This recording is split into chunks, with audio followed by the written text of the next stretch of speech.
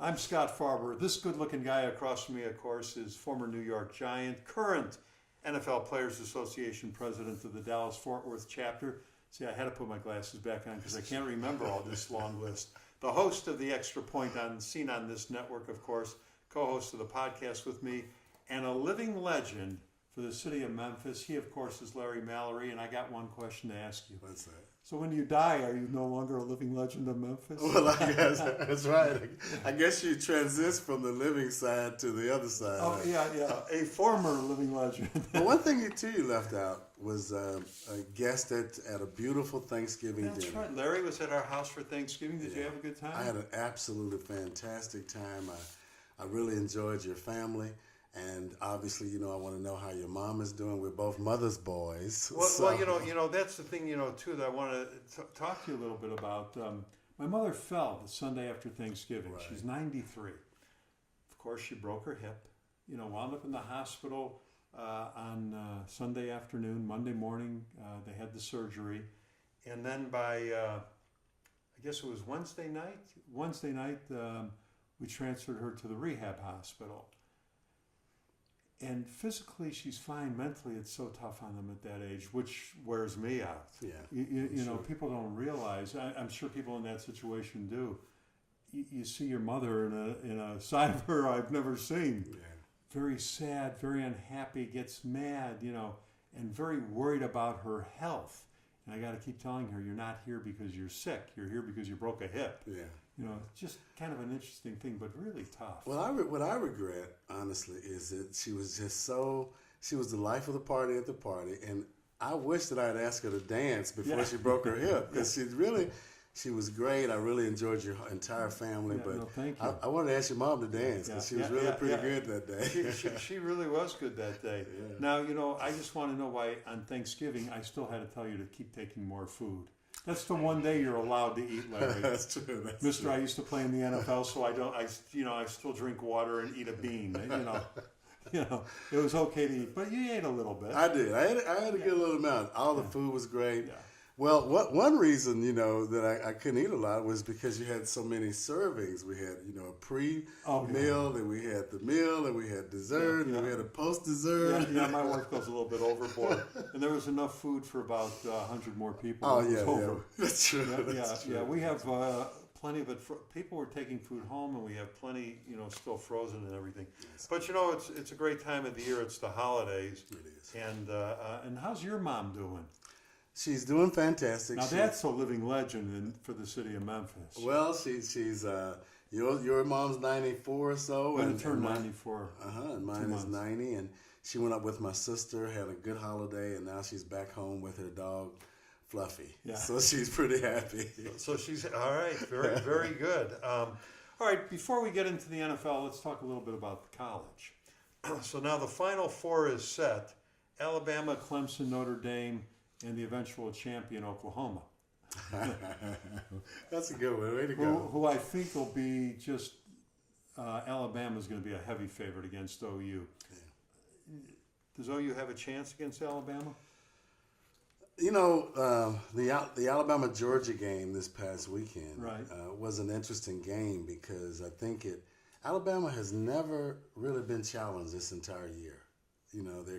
They've been comfortable. They beat people by 22, 25 points a game. So every game. Yeah, every game. So there's never been any pressure. So it was very interesting to see how they, an old coach, Joe Gilliams, the ex-quarterback from the Steelers' father, used to say that the difference in a professional and an amateur is consistency. He said pressure does two things: it either bust pipes or make diamonds. Right. Well, Georgia tried to bust a pipe for Alabama this week, but Alabama's talent and obviously the coaching stability, ended up showing really what type of team it is. It's a great team. I agree with you, but it's so funny. You talk about the talent and the coaching, and then you think of that one play, the final touchdown, where the backup quarterback, who used to be the starting quarterback, was rolling to his right, running, and threw across his body to a touchdown in the end zone.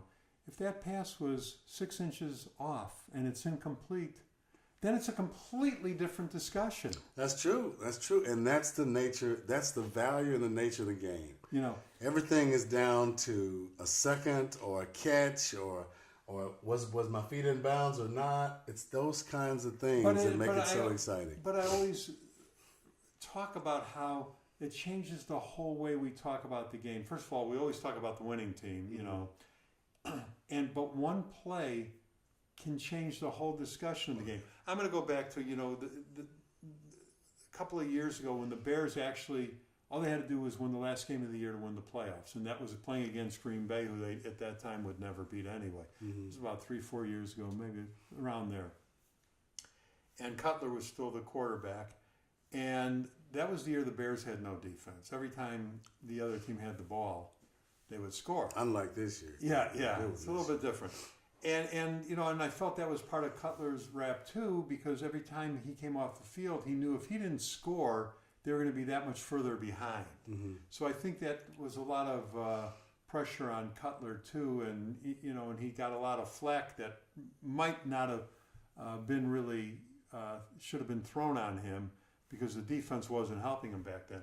But in this game, there was a minute left, and Cutler went down the field with the Bears and scored the lead touchdown. And they were talking about how Jay Cutler is, you know, leading the team to victory, blah, blah, blah. And then Aaron Rodgers came on the field, and with no time left on the clock, really, marched the entire way. 3 fourth down plays, all converted, with the final one, a 40-yard pass to a guy that wasn't covered, like fourth and whatever it was, and there was a guy all alone, caught the ball 40 yards downfield, and then ran the last few yards for the touchdown. And then after that game, I didn't hear a word about the defense. I just heard how Cutler can't win the big game.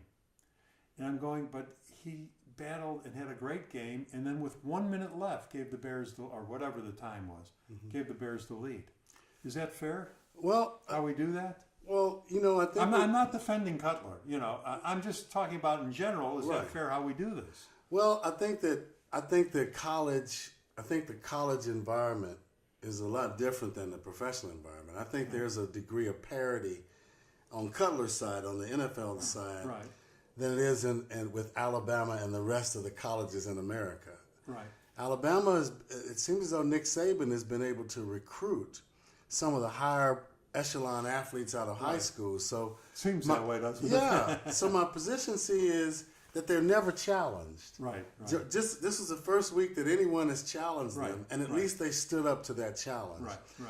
And another perspective is that not only have they not been challenged in college, Nick Saban's recruiting skills has gotten him probably the best high school players around the country. Of course. And so therefore those high school players have also been in But- they've also been in programs though that have somewhat protected them. They've never had to really be pressured. So for Georgia to give them any pressure and for them to respond to that pressure, I think really is reflective of Nick Saban and the college and how things I work. agree, but I'm concerned about how we talk about the games, how a play makes the difference. Do we talk about them wrong afterwards, or is it we always just go right for the winning team and talk about the greatness of them and the badness of the other guy? And I use that Cutler game as an example. He went from hero to bum in 1 minute, and the bum part had nothing to do with him. That's an interesting perspective. In fact, a lot of the conversations today, especially with the issue that happened with Kareem Hunt Right. and the Kansas City Chiefs, the NFL is a branding. When we talk about the NFL, the response that we get through the media is protection of a brand. When you talk about the Alabamas and the colleges, it's the protection of an image, of a college image. Right. Those players transist every year. Right. They're not the same players. Right. But when you compare it to a Chicago or Cutler or a professional environment, there's a brand protection that the owners, this monopoly has. Right. That's always going to keep them at a certain level. Okay. All right. So tell me, Alabama or OU? Who's going to win that game? Unfortunately, I have to say Alabama. Only because, why? Well, because I like OU. I like your history with OU. Is it Kyler Murray? Kyler Murray. Kyler Murray has done very well up there. I think he's going to be a great baseball player, but a pretty good football player too. Now, Texas OU game was a pretty good game, I thought. Is he going to be a baseball player? If his parents a very good path, the most attractive path in professional sport right now probably is either baseball or basketball. Number one, you don't get as many head hits, head injuries, and number two, the salary bases are a lot different. It's stupid money. It's a lot different. It's stupid money. So, if he wants to go to the NFL and have a 3 or 4 year career, fine. If he wants to go to baseball, have a 15-year career with millions and millions of dollars, we'll see how that works. But you know what, though? Yesterday during the Bear game, they put up a graphic of the salaries and everything, and I know those are multi-year and it's maybe not all guaranteed. But Mac was at over 150 million, and some of the lesser guys were in the 20 millions. And you know, like I've talked to you about before, the best job in the world to me is the backup quarterback, because he never has to get play. Very rarely plays, and then the Bear backup quarterback who had to play 2 games gets $5 million a year to sit and watch the game, and doesn't even practice much. You know, he pretends he's the other quarterback from the other team. I think that's a pretty good job. I would not turn that job down. Right. You know. All right. So that leaves us with you're picking Alabama. Of course, I'm going to pick OU. Yeah. And the reason I say that is I think OU has proved that they're going to score against any defense. That's a good point. And their defense doesn't need to make that many stops, because I think OU's offense is so good they're going to score a lot even against Alabama. So it's who keeps the other offense off the field. Well, you know, there's a lot of strategy in the game. I always say I'd like to receive the second half, because if you could stop the other team from scoring a touchdown on the opening drive, you just came out ahead. Now, if Alabama watched the Texas OU game, Texas didn't win. But they scored on the opening drive. Exactly. Right. But think if OU would have stopped them, the game wouldn't have been that close then. Well, that's true. That's true. If they would have stopped. Right. But I think even if you give up the score, you're going to score again, and then you still get the ball at the second half. That's true. You know, did you expect Texas to hang in there with them like they did? Yes. They beat them last time. And I think that their motivation just to knock OU off was huge. That's a big rivalry. And not only is it a big rivalry, that's a big recruiting rivalry. It is.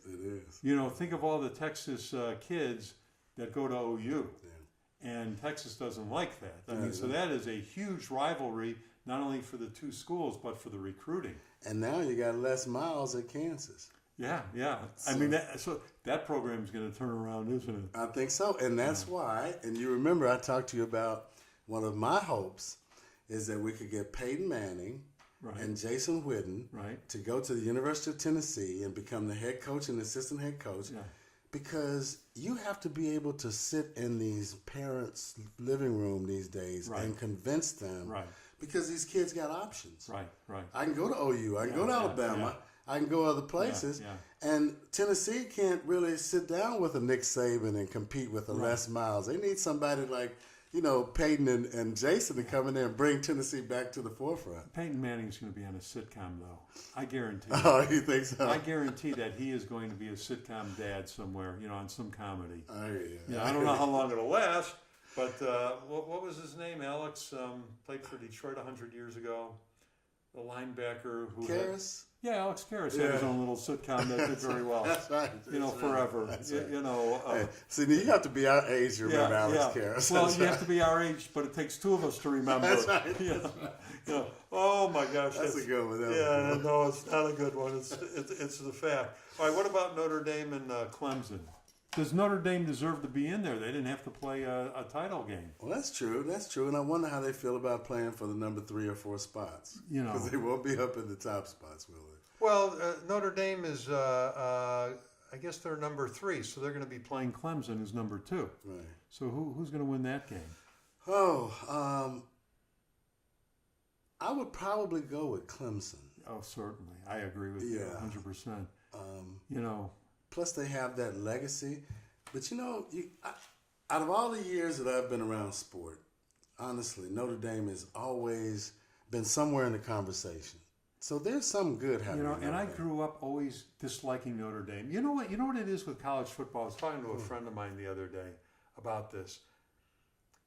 We don't root for teams. we have a list of teams we root against. You know what I'm saying? Yeah. You know, when you got two teams together, Ohio State and Michigan, you didn't root for Ohio State or you didn't root for Michigan. You root against one of them. Yeah. I hate Ohio State. I hate Michigan. And I noticed that in college football, there's a lot of that going on.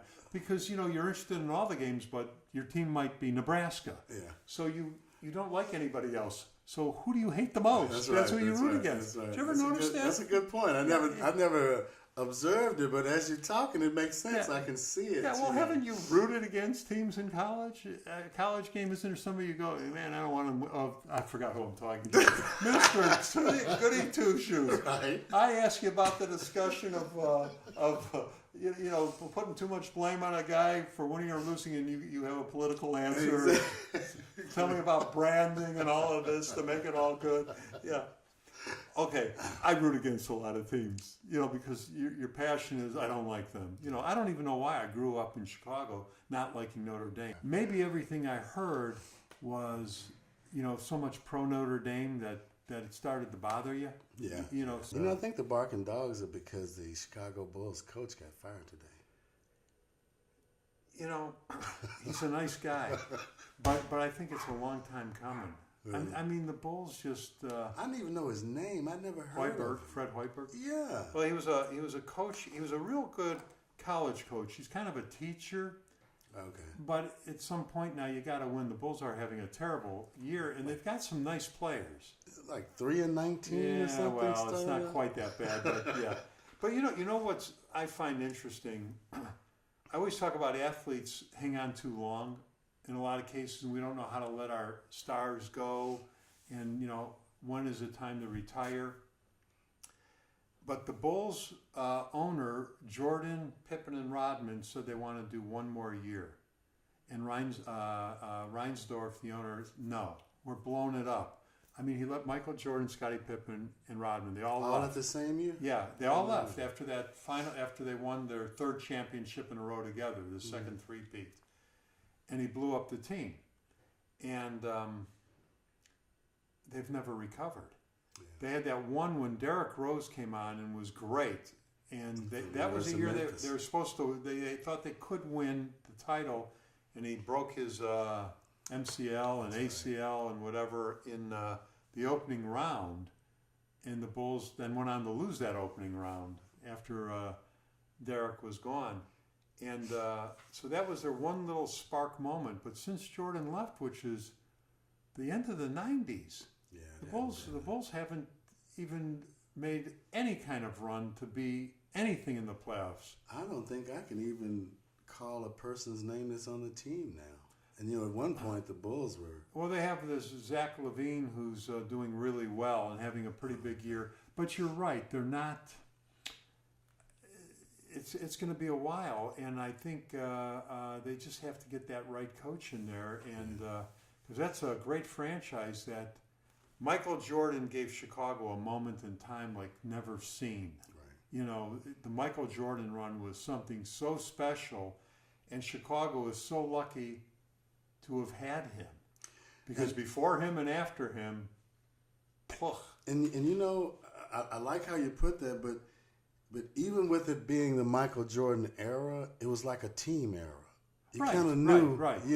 Michael was the star, right? But he really, it was a good team unit. That was Phil Jackson. That's a good point. He had to teach. You know, Phil Jackson once said, "I could be a great coach with great players," and everybody goes, "Oh yeah, sure. Anybody could have won with Jordan." No, they didn't win with Jordan at the beginning. Yeah. He's scoring 60 points on Larry Bird in a playoff game against the Celtics, and the Bulls lost. And losing, that's right. You know, Phil Jackson had to teach him to become a team guy, and he did, and then they were unbeatable. And then Phil Jackson did the same thing with Kobe and Shaq at the Lakers. That's a good point. And they had a lot of turmoil, you know, but Phil knew how to get them to, to play together as a team. That's right. But yeah, Phil that was managed that locker room very well. Yeah, it was a great moment in time for Chicago, but since then the Bulls, it's been awful. And the coach going, great guy, a good guy, but not the right fit for this team. And he's teaching the players, I guess, but they got to win. They got to win some games. I It's still about winning. That's true, but I know you love Chicago, but you all can't be number one in baseball, basketball, football. Well, they're not. At least the Cubs are now. Yeah, well, the Cubs are not number one anymore either. But you know what? It's so funny. Everybody goes, "Are you all sad about that?" No, I got to see something that most people have never seen: the Cubs winning A World Series. That's right. There's a pretty long gap there, 100 and whatever it was years. And so, I've seen them win, so it's not quite as frustrating, anymore. And I laugh because we still talk about the Bears winning the Super Bowl with the coach, Ditka, who we, hope has a speedy recovery from a mild heart attack. I think he's doing okay, so hopefully that will be. But even the Bears winning, I think it was 85 already, so we're past 30 years already. Yeah, that's true. It goes by so fast. It goes by fast, but with the Bears playing the Giants, it was just all I could do from controlling myself to call you. You were in hog heaven. Well, I Former thought we were New going to York lose. Giant, yeah. I thought we were going to lose, honestly. Yeah. Wait a minute. I'm going to interrupt you. Okay. I got to mention one thing about Thanksgiving, and then I want to talk about Okay, the Bears. all right, okay. At Thanksgiving, I was giving this big build-up to have a good ha-ha-ha because we had talked on our last show about the miracle at the Meadowlands.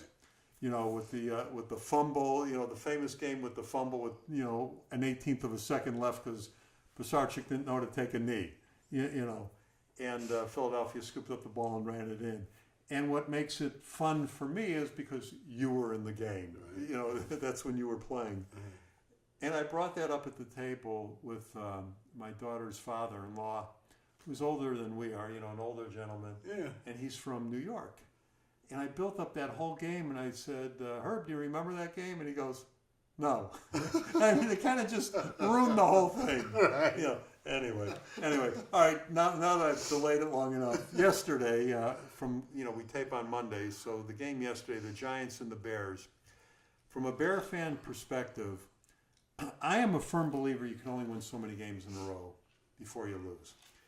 There was also things in there. The Giants were 3-8 going into the game, so they went on 4th down and 3, and they made it. Mm-hmm. They got a touchdown. The Bears had stopped them from 1st and goal and kind of pushed them back, and the Giants made it. So I think the pressure was on the Bears, not on the Giants.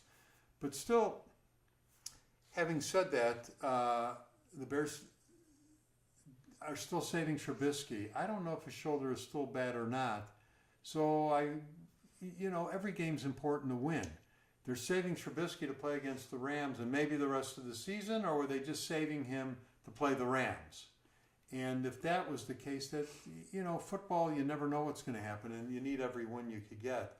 But the Giants played really well. But what made it where it was a little bit easier pill to swallow was the fact that the Bears came back and a minute left in the game and they scored 10 points. So let me ask you this. Do you try for a touchdown instead of kicking a field goal on the 4-yard line? That decision, that's a decision that it relates to, it has a lot of input. Where I am in the game. Well, here they were down by 10, and it was 4th down on the 4, and they kicked the field goal. But they're 8-3. Yeah, the Giants were 3-8. Yeah. Well, I'm talking about the Bears had that decision. Right, that's what I'm saying. Yeah. The Bears are 8-3. Right. The Giants are 3-8. Right. The Giants basically going for anything at any time for a 3-8 team is just trying to salvage a year. So it was the right decision to kick it? Well, yeah. I mean, from an 8-3 standpoint, you're leading your conference. Right. You follow me? Your best quarterback is injured. If he was not injured, he'd be on the field. Right. And so I'm in a good position. The Bears were a better team than the Giants. Oh, yeah. Without a doubt. Yeah. They're controlling their division. The Giants is at the bottom of their division. Right. Eli Manning right now,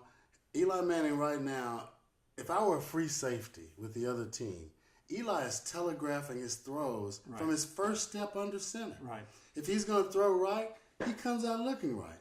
He comes out looking left. So for me yesterday, this was an innovative game. Do you know in that game, a wide receiver threw a touchdown, a halfback threw a touchdown, a nose tackle scored a touchdown, and a linebacker scored a touchdown. That was that was a bruising game. Anytime you play the Bears first, there's gonna be a lot of pain at the end. Right. That was a bruising game. That was a good football game, and I'm surprised the Giants got out of that game with victors. Well, part of it shows you the importance of the quarterback. Chase Daniel, the week before had a fairly decent game. And his stats in this game aren't bad, but he did not have a good game, I don't think. There were some plays that, could have been made or done a little bit better, some sacks that maybe could have been avoided. But I'm not picking on him. He's the backup quarterback, and I think he's did as good as you could expect from a backup quarterback. I think so too. And against a fairly good defense. Yeah. At the beginning of the game, the Bears had a bruising running game with Jordan Howard. He's picking up yards and plowing through, and then they got away from that. And I'm going, why would they? They seem to be just taking over the line and controlling that. I don't know why they got away from that. Is there a reason that you could see in that game why they stopped running? One reason probably would be the Giants' defense. That's the best part of their team. Giants. But it seemed to be working the whole time they ran the ball with Jordan. Well, I mean, you were moving the ball, but they weren't scoring. Yeah. And at the end of the day, again, this Bears team is a good team. I mean, it's not a bad team. And for me, how many teams in the NFL have gotten an onside kick? Well, that was where the luck came in, and then they scored the touchdown. Well, luck is when preparation meets opportunity. Yeah. That was a good move. But I was surprised at the Bear defense, how Eli just marched them downfield to kick that field goal against that defense. Their running back, their rookie running back, turns up a 29-yard run against the Bears in that overtime, and that just, so I was surprised that that great defense had a few momentary lapses like that. Well, there's only been a few games this entire year that there's been scores under 20. I think there was a game here. There was a 0-6 game. The Colts and the Jaguars. Nowadays, the league is a scoring league. Yeah. I still believe if Trubisky, the best thing that happened to the Giants was Trubisky didn't play. Yeah. That's what we all assume. You never know. When you play the game. I don't know. I think I'm getting more confidence in Trubisky no. than you might be getting. Well, I don't want to just blanketly say I believe if Trubisky played, it might have been a blowout. I think so. That's my belief. But that's why they play the game. Because you never know what's going to happen. That's why you think Alabama's going to blow out OU when it's going to be a reverse. But I thought, I was impressed with the Giants because, they didn't look too bad yesterday. They played a pretty decent game. I mean, I know the Bears seem to be controlling that game. Let me repeat who scored for the Giants. Wide receiver, touchdown. But here's what I saw too. The Bears call a timeout, thinking they're going to get the ball back with a few seconds left at the half. And then they pop off a huge run, a 20-yard run. Right. So the Giants took that one more play and threw a pass complete. And here again, the Bears knocked them out of bounds. And I'm going, keep them in bounds to let the clock run out. You know what I mean? So they had 1 second left. The Giants kicked the field goal that nobody thought they would get. Right. Then they got the second half kickoff and marched downfield and scored. So they got 10 quick points, and all of a sudden, the Bears couldn't recover. Does that play on your psyche in the locker room at the half? Well, I don't think so. I mean, just a football game has degrees of momentums, up and down momentums. Mm-hmm. And I think that the impact that Trubisky has not only on the offense but on the defense as well, keeping them off the field, keeping the ball, that kind of thing, I think that's probably what was missing. That was the only thing that was missing. The Giants are not a good football team right now. No, honestly. No. If we didn't have Saquon Barkley on the Giants, you all would have written us out. Yeah. They just couldn't bring him down. Even Khalil Mack couldn't tackle him alone. Right. So I think the Chicago Bears are in a much better position right now at this point in time than the New York Giants. Giants, of course, well, I don't know. The Giants right now, I think that when you say of course, see, there's no practice for a backup quarterback behind Eli Manning. Right. We might be 2 years now away from having something effective. No, you think Eli will be back next year? I hope not. I hope, and a lot of other people hopes Right. not as well. Right. It's time for the team to move into the 21st century. All right, so let me ask you this then: is it time for Brady to move on? Why or the would it be Patriots? time for someone that's winning to move on? Well, He's still winning. yeah, Do you but follow me? I know, but is he going to be still winning next year at that age, or do you have to wait till he has a bad year first? You know, my grandmother used to have something about if clauses. You know? Oh, here we go. At the end of the day, as long as he's performing, Then he's in. he's in. Yeah. You know, and when he stops, he's still going to be in somewhere. He'll be making as much money, well, not as much as his wife, Yeah, but yeah. as much money as he can. Yeah. But see, Brady is in a system, too, Right. that is very effective. Yeah. It makes it- Bring the Greyhound bus because we got the system. Yeah, Yeah, yeah. And he's been a part of it for so long. Imagine the conversation between Brady and Belichick if they want to do something. Hey, you remember that thing that Yeah, we did yeah. 2 years ago? Do that now. See, and I'm also so tired of hearing about the feuds that they're having. They're not having feuds. They got such a great thing going. Their relationship has to be good. And feuds are part of Yeah. an emotional sport. Yeah. If you And so don't- it's not a feud. You can have a disagreement. Thank you Yeah, very it doesn't much. make it a feud. And if you don't have a disagreement, at some point, Yeah, there's something. it's something wrong. It's too calm in here. Yeah, right? yeah, This is yeah. a hitting sport. Yeah, right. yeah. So we need the emotion. Yeah. So it's like I heard one of the UK boxers saying how boxing is an emotional sport. So if you don't really get Right. ready to beat somebody up, Right. you're gonna lose. Yeah. It's kind of similar in football. Yeah. The now what's going on with the Cowboys? They beat the Saints 13-10. I started to say with the Bears, and I didn't make the point, and I think it is here now with the Saints. You know, when you have a winning streak going, you're going to lose a game at some point. So you know, the Bears losing to the Giants, really, you could say you were surprised, but I'm not surprised because you're due to lose. And the Saints were due to lose too. It doesn't lessen what the Cowboys were the ones that beat them. But what did you think of that game? Are the Cowboys all of a sudden we were getting rid of Garrett and Dak? I mean, blowing up the whole team, and now we're talking Super Bowl. You hit the nail on the head. It's almost like keep hope alive. Yeah. It's been so.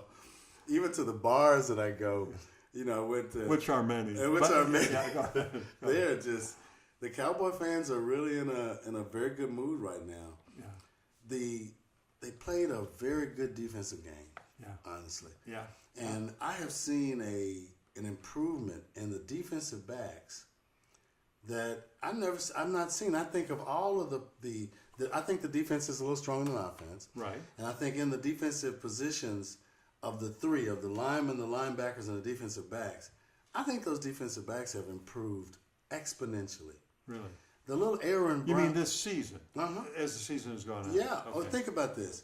Byron Jones last year was a free safety. Mm-hmm. He's been on the corner, and you don't hear anything from the receivers that he's covering. He's doing a really good job. You don't get free safeties that can convert the corner this easily. This Aaron Brown, they have traditionally been, at one point, they were the highest blitzing team in third down. Against the Saints, they were the highest blitzing team on first down. Aaron has had 2 sacks from blitzing. Before Aaron Brown got there, they used to blitz Scandrick, who's with the Chiefs now. Right. Scandrick used to blitz from the slot corner, Right. and it wasn't as effective as it is now. So the defense, this Van Der Esch and the Hitchens, the linebackers, how is it that you don't hear anything from Kamara and the other boy, the other running back, and all year that's all you've heard? Right. 100 yards for Kamara again, 100 yards for Ingram again. Right. The defense played a great game. I think the coach of the defensive side, he's an older gentleman, but he is making changes and adjustments that's just, I think, directly relating to his skill levels of players. So do you think in a locker room, is it allowed even, or is it, does it happen? Does a football team overlook a team? Like, did the Saints go into this game going, I don't have to work quite as hard because we're playing the Cowboys? I don't really feel that in the professional environment. I feel that in the college environment. I think Alabama does that to teams. Overlook some games? Yeah, they feel that there's such, a high level of talent on their team that, that they don't have to push themselves. But I think in NFL games, there's a degree of pride every Sunday, even if you're a 3-8 team like the Giants. Right. There's an expectation, and there's someone that analyzes you. Those games are filmed, and when you get back in that locker room after that game, and you're not showing the kind of hustle or the type of effort that deserves a minimum $495,000 salary, then it's over. Yeah. you know, and we were talking earlier about teams you don't like. I really rooted for the Giants to beat the Patriots in those Super Bowls. Okay. But now I've really softened on that. Now that Brady is this old man, I'm actually pulling for Brady now for the first time ever. Really? So I guess he hung in there long enough for me to convert to becoming a little bit of a Brady fan. But, you know, when those teams just roll them up and keep winning and winning, you know, if you're not a true fan, you start pulling against them. But now I'm kind of pulling for Brady. I like to see, you know, Garoppolo left and went to San Francisco. Right. I don't know who the backup quarterback is, but the Patriot offense and defense are very, very well-oiled machines. Yeah. They probably have multiple options for every play. One play, but you can do it 15 or 20 different. Right. And he's seen every one of them. It's almost like the playbook is in his head. Oh, you know it is. Yeah, all you got to do is say, do page 222. Right. That kind of thing. Yeah. And I'm sure I'm sure the quarterback and coach are on the same page a lot. Oh, a lot. Yeah, all and the so, time. And the key to efficiency is effective repetition. Right. Yeah. So they've repeated this thing so many times, it's natural to them. Yeah. Cardinals 20-17 over the Packers. And then the Packer coach, Mike McCarthy, one Super Bowl win, 125-77 for his record as the Packer coach, fired. Are the coaches scapegoats for players not performing to the level they're supposed to? I don't think they are. And I think that the Mike McCarthy firing, especially with his performance, I think that at least he should have been allowed to finish the season. Right. And sometimes changes are just better for people. It is. But at this point in the season, we're moving into the 14th week of the season. Yeah, you're changing up. And you're changing up with a coach that has really performed well for you. Right. You know, that's one of the few teams that's owned by the public. Yeah. But I just felt that he could have been let go at the end of the year. Right. With a better situation. I don't know what this is going to do to the quarterback now. Well, they're basically out of it this year. Yeah, so, they are. You know, so they're just playing for fun now. And that's the key there, Scott. They're out of it, so why fire him now? Right. You know? And then the field goal kicker misses a field goal, so the coach gets fired. Would he have been fired if the Packers won that game? Yeah. You know. So that's what Yeah, if they would have won that game, he probably would have lasted the season. Yeah. Well, here was a game that I just don't get. The Jaguars won against Baltimore 6-0. Baltimore has been scoring points. The Jaguars haven't had a defense, and 6-0. What kind of game is this? With Andrew Luck? Yeah, I mean, what happened? Did the Jaguars decide we're gonna? I mean, tell me. Well, I didn't get a chance to. It was a surprise to me when I saw the 6-0. I didn't go to try to look at the game because I thought maybe this was like a first quarter score or something, you know. Or a ball game, baseball game. Exactly. You know. The Jaguars, primarily are a defensive ball club. Yeah, but not this year. But not this year. Yeah. I was about to say, not this year. This was a 2-field goal game. It was no offense, obviously, anywhere. But with the coach not scoring after Luck I said Baltimore, Indianapolis. Yeah, the Colts. Yeah. Luck has done so well up to this point. Yeah. You know, he was injured. He's come back. Yeah. But again, the Jaguars they just had a good defensive game. Yeah. You don't hold a professional team to 0. Yeah, I've never seen that. And then the Chargers and the Steelers. The Steelers have lost 2 games in a row now, late in the game. Phillip Rivers looked good, didn't he? Well, it's funny. I didn't see that game, but I saw at one point the Steelers had a huge lead. They did. It was like the tale of two halves. Yeah, The Steelers jumped out, had a good first half, and then Phillip Rivers just basically kind of took over the second half. Yeah. They had good protection. The defense was tenacious in the first half, but there was a statement made. They said that the Phillip Rivers teams had the longest period of time between snaps. In other words, they're not a rush team. You know, don't get to the line quick or whatever. So it seems as though to me that whatever happened at halftime, they were able to figure out Pittsburgh's defense.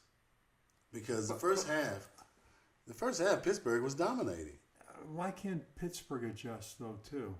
I mean, I never understood why you go to halftime and then one team now dominates the other team so much. Aren't there adjustments made during the game? They are consistently throughout the game. And in fact, I think you brought it up, but we talked about this, how football now is looking more like basketball. It's more of a matchup sport. Right. So it's almost like you take the first quarter, you see who's dominant, who's dominant. Right. If I have a Gronkowski that's 6'9", 6'7", 6'8", and I got a Larry Mallory that's 5'8", well, I can hang out with him. And so I think the matchups, those coaches that are best at exploiting matchups, be it line matchups for running, be it receiver matchups, if you can exploit those, that's the adjustments that's made from the first, second quarter to the half. And let me ask you a question too, because so often you see a very tall receiver, and the guy defending him is nowhere near in his height. And you see when they throw a high pass, you just picked up your 15 yards and everything. Why is it not that same play again and again until the other team does something about it? If you got a matchup that you're just dominating, why is it 6 passes in the game? Why isn't it just constant going to the same spot? Well, when you match up and one team sees that they have an advantage, then you also have to match up on the defensive side. Right. So you don't really know who's covering that person every time. You follow me? You have to get a certain play to put that person on the person that he's dominant over. I would do that play until it changed. And I would just put another person, a taller person in the place. Yeah. You follow me? Well, then you could change the play then. And then I would change you follow me? It's a constant give and take. It's a constant moving back and forth. I'll give you a great example. Nowadays, you're seeing a lot of tight ends, because of the speed of the wide receivers, a lot of tight ends now, their first move is a blocking move. Right.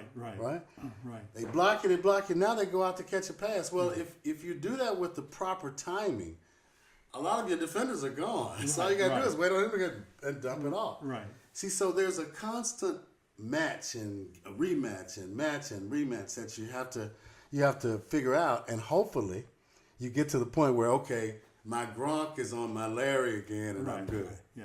Okay. But it's not easy to do. Yeah, okay. Yeah, it's not easy to do. All right, man. Well, that's all we've got for today. We are past out of time. Well, the good thing about today is that tomorrow is going to be a great day for your mom and for my mom. Like I say, we're both mother's boys, and we have mothers in our 90s, but we're very fortunate to have them here with us. That's right, and they both had us in their 50s. That's right. That's right. I'll see you next time, man. All right, partner. Thank you. Care.